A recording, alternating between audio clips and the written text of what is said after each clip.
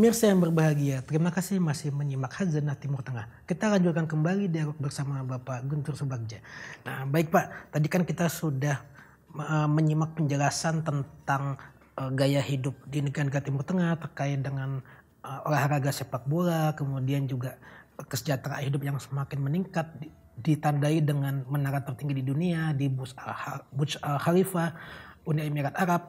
Tentu ini kan berpengaruh juga ke gaya hidup soal makanan. Nah, ini Pak, tahun 2018 bahkan General Manager Pine Hill Arabia Food Limited mengklaim bahwa Bapak Nurwahono mengklaim bahwa Indomie telah menguasai 95% pangsa pasar mie instan di Arab Saudi. Bahkan kemarin beberapa minggu yang lalu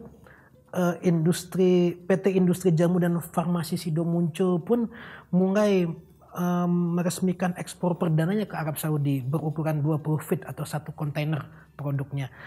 Tentu ini semuanya sudah bersertifikat halal dan ekspor ini terjadi di tengah pandemi coronavirus disease 2019 Pak Guntur. Tentu kan ini peluang yang di tengah isu ekonomi yang akan resesi di Indonesia, ini kan peluang besar bagi Indonesia untuk mengekspor produk halal.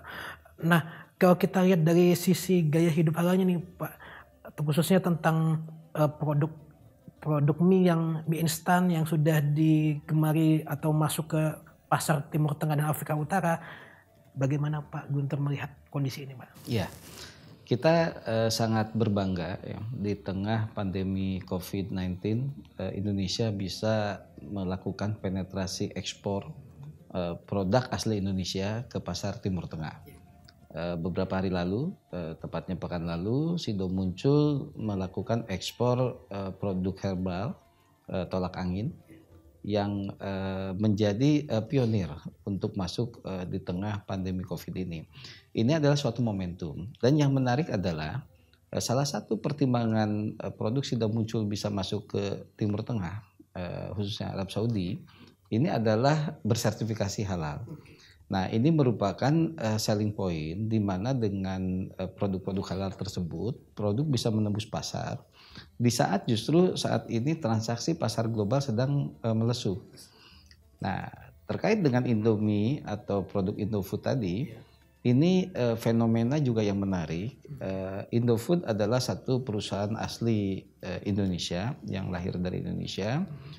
Meski mereka sudah perusahaan publik yang pemegang sahamnya juga beragam ya, dalam negeri dan asing, tetapi itu adalah identitas yang bisa melahirkan produk-produk consumer goods yang masuk ke pasar global. Indofood masuk ke Eropa, ke Asia, dan Timur Tengah. Nah, di saat-saat ini Indomie khususnya mie instan di Timur Tengah dan Afrika Utara itu memang mendominasi pasar. Nah, ini juga satu kelebihan untuk produk-produk Indonesia di mana ada diferensiasi produk yang tidak dimiliki negara-negara lain, tapi di sisi lain juga produk itu semuanya sudah bersertifikat halal, sehingga bisa dengan mudah diterima oleh masyarakat baik di Timur Tengah maupun di negara-negara lain. Nah, bukan hanya produk Indofood dan bukan hanya mie instan, banyak produk yang sebenarnya sudah masuk ke negara-negara Timur Tengah. Nah, tinggal bagaimana kita bisa meningkatkan volume transaksi, volume ekspor kita ke negara-negara tersebut. Mie instan, makanan-makanan produk lainnya seperti consumer good lain, itu yang diproduksi oleh perusahaan-perusahaan ternama yang ada di Indonesia juga itu sangat-sangat besar peluangnya. Nah, inilah yang sebenarnya yang bisa menjadi, kalau saya bilang di sesi sebelumnya itu adalah momentum. Kita harus memanfaatkan momentum pandemi COVID-19 sebagai kesempatan untuk membangkitkan ekonomi halal dan produk-produk halal Indonesia. Pemerintah, Presiden Jokowi dan Wakil Presiden Maruf Amin menjadikan pengembangan produk halal dan industri halal sebagai prioritas setelah sebelumnya Indonesia mengembangkan ekonomi dan keuangan syariah. Ini menjadi salah satu prioritas yang menjadi concern kita. Salah satunya adalah dengan meningkatkan status lembaga yang saat ini mengkoordinasikan untuk pengembangan ekonomi syariah dan produk-produk halal, yaitu KNEC sekarang namanya ya, Komite Nasional Ekonomi Syariah, yang langsung diketuai oleh Presiden Jokowi dan ketua hariannya Wakil Presiden Kiai Haji Ma'ruf Amin. Ini adalah suatu momentum yang sebenarnya bagaimana kita bisa memanfaatkan momentum ini dengan baik. Tadi menarik Pak terkait SIDO muncul itu, apakah termasuk memperkuat imunitas tubuh dalam rangka menghadapi COVID-19? Iya, ini ada tren yang sedang terjadi, tren gaya hidup yang sedang terjadi di masyarakat.